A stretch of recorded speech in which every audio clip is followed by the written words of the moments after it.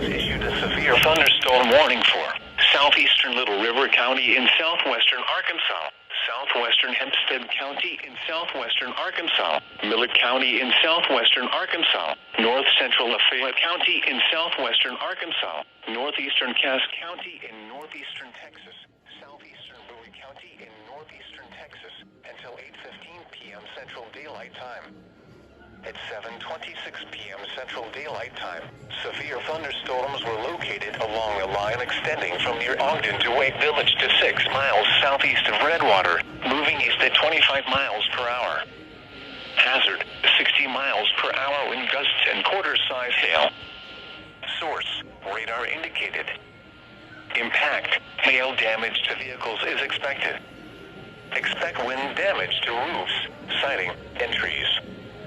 Locations impacted include Texarkana, Wake Village, Nash, Red Lick, South, Garland, Fulton, Ogden, Mandeville, Genoa, Mount Pleasant, Domino, McNabb, Pleasant Hill, Hervey, Holman, Pine Prairie, and Red Bluff. For your protection, move to an interior room on the lowest floor of a building.